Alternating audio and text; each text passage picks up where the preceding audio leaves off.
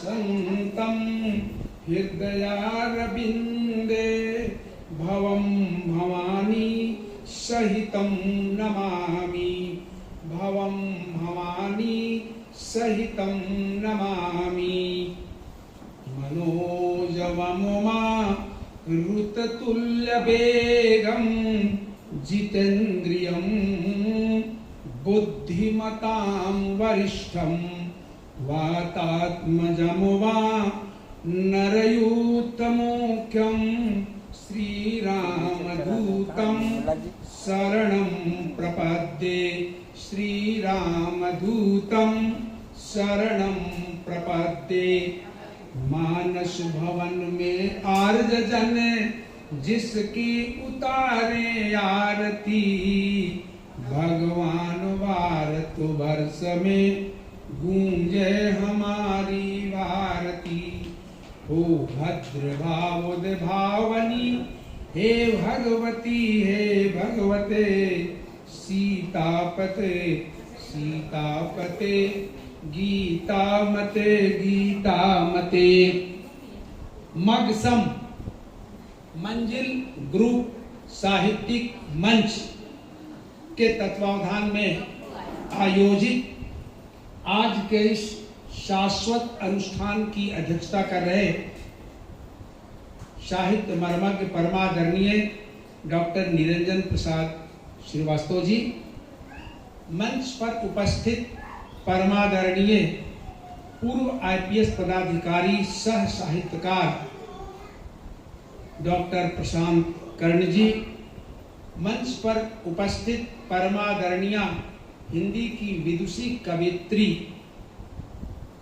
Doctor Anita रश्मि जी, अनीता रश्मि जी, पटना से आई हुई madam Sinha ji, आज विभा रानी श्रीवास्तव जी, सभागार में उपस्थित सुधीजन परमादरणीय गोविंद पाठक जी, शिवपूजन पाठक जी, और मैं देख रहा हूं सभागार में उपस्थित वासुदेव बाबू और सभी सुधीजन जो आज इस शाश्वत अनुष्ठान के साक्षी हैं। सबसे पहले मैं आज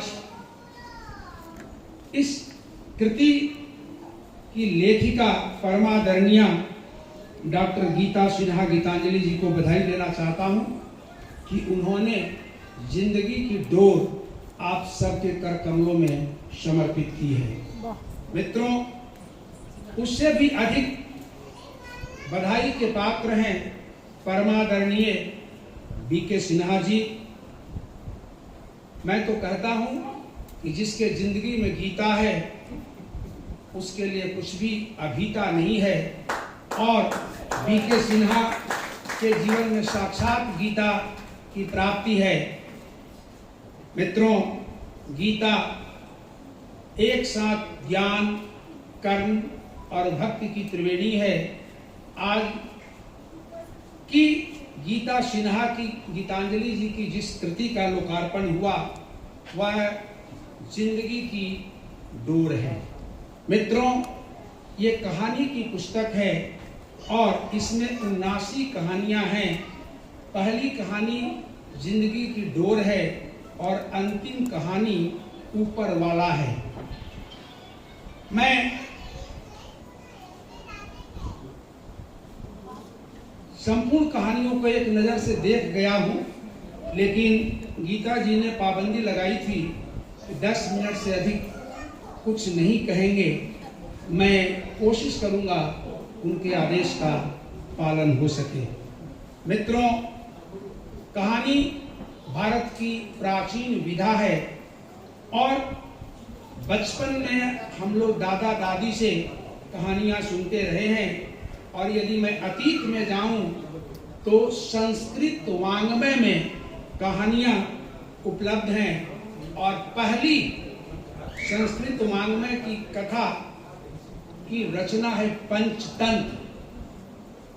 विष्णु शर्मा, मैं आपको उस अतीत से जोड़ देना चाहता हूं कि कहानियों की रचना क्यों की जाती।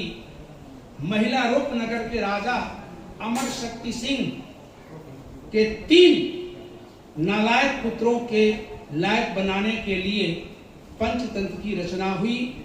महिला रूपनगर के राजा अमर शक्ति सिंह ने यह घोषणा की थी कि जो व्यक्ति मेरे नालायक पुत्रों को लायक बना देगा उसे मैं आधा राजपाट दे दूंगा। एक से एक विद्वान पंडित आए मगर उन नालायक पुत्रों को लायक नहीं बना सके, जेल की हवा खाने लगे। महिला रूपनगर के राजा अमर शक्ति सिंह के राज्य में विष्णु शर्मा नामक विद्वान वृद्ध पंडित थे। दरबार में गए, उन्होंने कहा कि इन पंडितों का क्या अपराध कि आपने इन्हें जेल के शिकंजों में बंद कर दिया।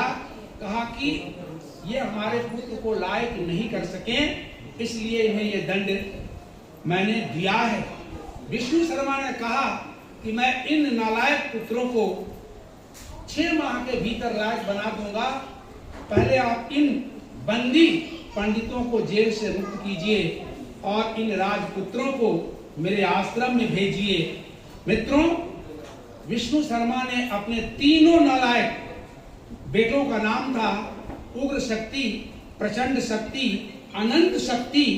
और विष्णु शर्मा के आश्रम में जब ये बच्चे गए तो पहली रात को विष्णु शर्मा ने कहा कि बच्चों ने कहा हम क्यों आए हैं? बोले आपको यहाँ पढ़ाई नहीं होगी, आप पढ़ने के लिए नहीं आए हैं। बच्चों ने नमस्कार किया और कहा कि हमारे पिताजी पढ़ाने के लिए आकुल व्याकुल हैं, हम तो पढ़ना नहीं चाहते हैं।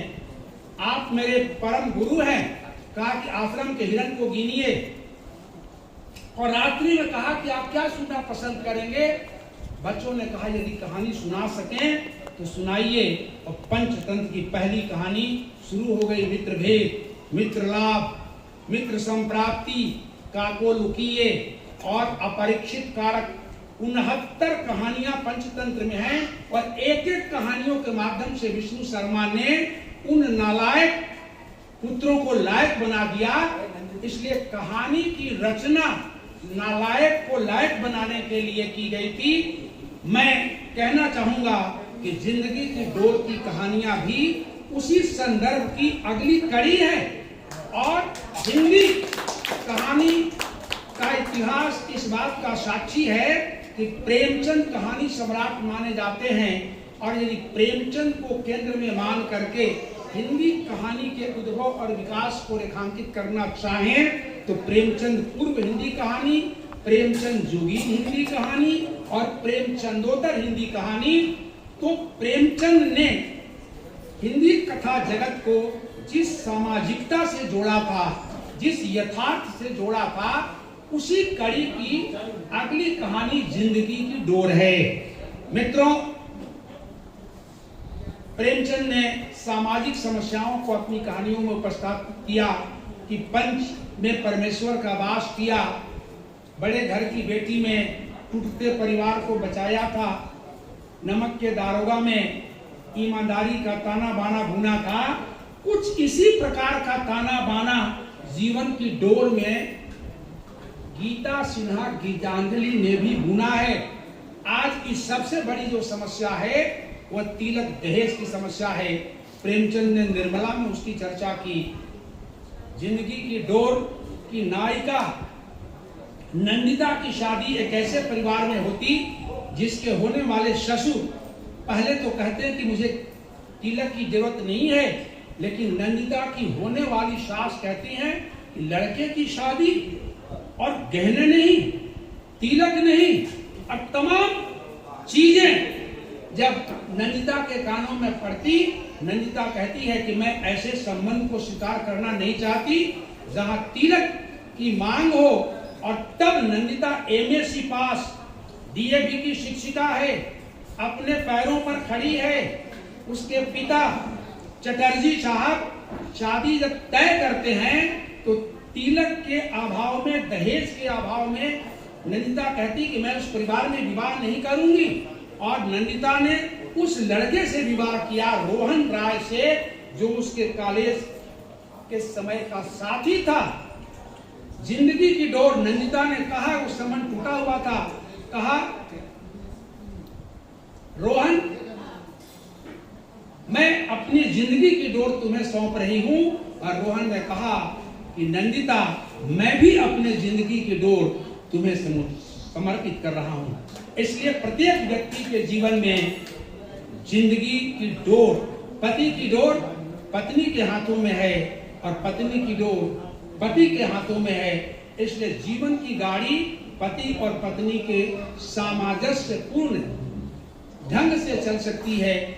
एक एक कुछ कहानियां लंबी हैं, कुछ लघु कथाओं के आकार में हैं, लेकिन मैं ये कहना चाहता हूं कि प्रत्येक कहानी में गीता जी ने कोई न कोई समस्या रखी और उसका समाधान भी किया है।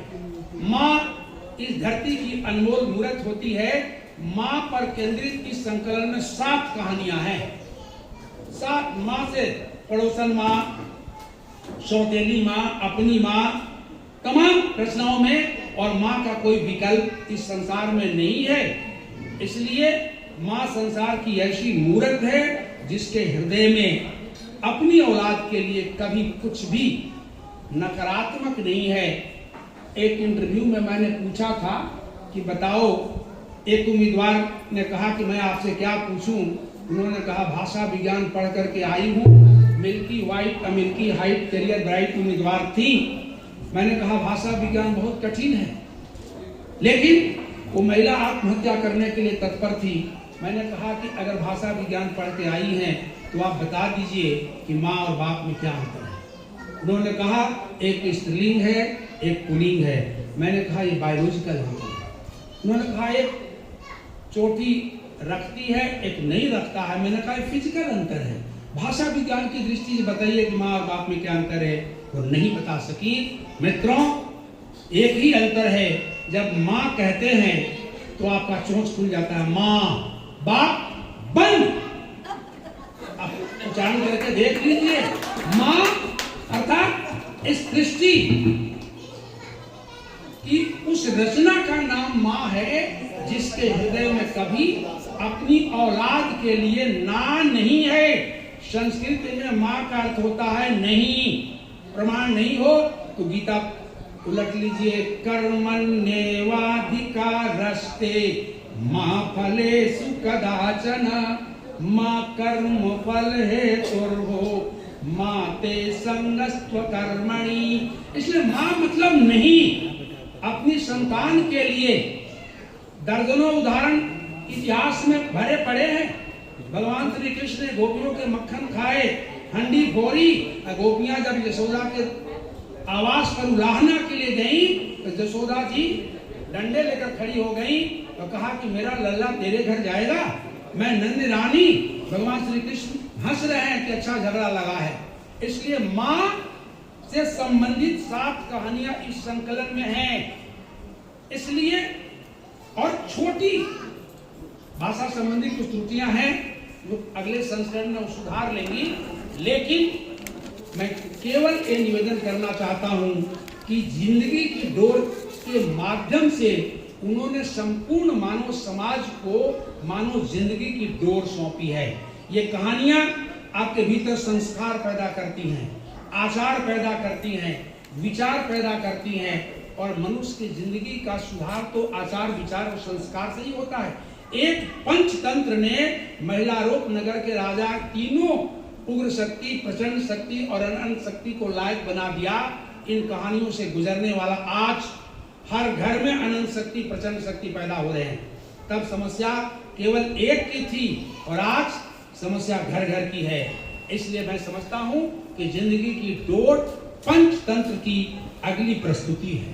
पंचतंत्र के रूप में वहां 69 कहानियां हैं, यहाँ 20 अधिक है, 79 कहानियां हैं। और उन कहानियों में पशु पक्षियों के माध्यम से विष्णु शर्मा ने जो संदेश दिया है, समय नहीं है कि मैं उनकी चर्चा करूं, लेकिन इस संकलन में क्योंकि मनुष्य की जिंदगी सबसे महत्वपूर्ण है। अगर जिंदगी बन गई तो आपका सब कुछ बन गया, और जिंदगी की डोर सही हाथों में चली गई तभी आपका भला है।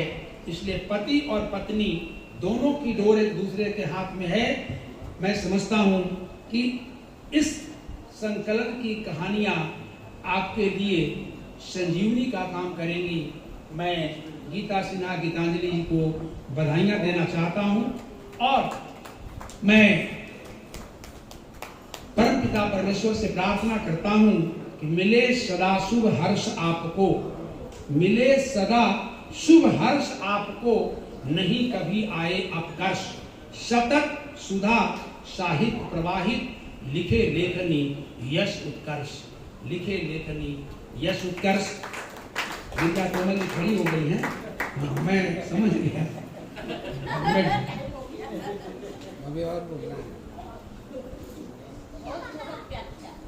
मित्रों, आप सभी यहाँ आए हैं और ये लोकार्पण समारोह महत्वपूर्ण है। आज बच्चे का जन्म हुआ है। कृति के जन्म के बाद लोकार्पण, ये खुशी का माहौल है।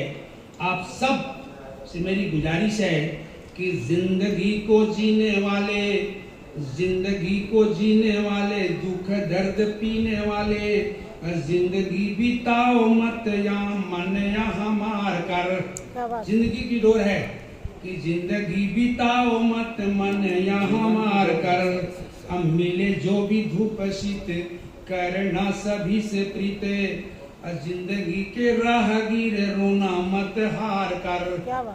जिंदगी कभी दोनों मिलेंगे, धूप भी, शीत भी, हर्ष भी, विषाद भी, गम भी, सब। इसलिए मिले जो भी धूप शीत, करना सभी से प्रीते, जिंदगी की राहगीर रोना मत हार कर। तो दुनिया है प्यारी प्यारी, खुशियां मिलेंगी सारी, जब तक सांस यहाँ जिंदगी से प्यार कर। क्या बात, बहुत बढ़िया। जब तक सांस यहाँ जिंदगी से प्यार कर। अंतिम कि आए हो तो जाओगे ही, आए हो तो जाओगे ही, किया हुआ पाओगे ही, जाते जाते जाना तुम गीता जी को तार कर। जाते जाते जाना तुम गीता जी को तार कर। जय हिंद, जय संगोष्ठी। बहुत बढ़िया।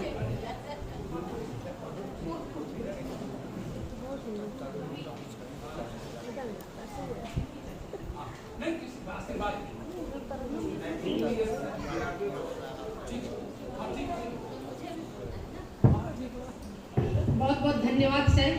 सबको पता है कि आपने गागर में सागर भरा है। मेरा ही समय अनुकूल नहीं था, मैं पहले खड़ी हो गई थी। समय तो अब हुआ है आपका। बहुत बहुत धन्यवाद। मैं आगे आग्रह करती हूँ, मैं आमंत्रित करती हूँ कृति की सर्जिका को, आज की नायिका को, श्रीमती गीता सिन्हा गीतांजलि जी को, कि वे मंच पर आए और अपने अनुभवों, भावनाओं और इस कृति के निर्माण की यात्रा को हमसे साझा करें।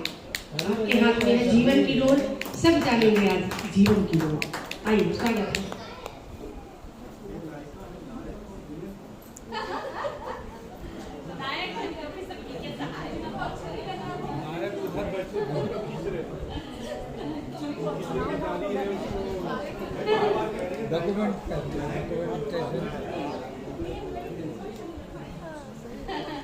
इनको अच्छा नहीं लग रहा है।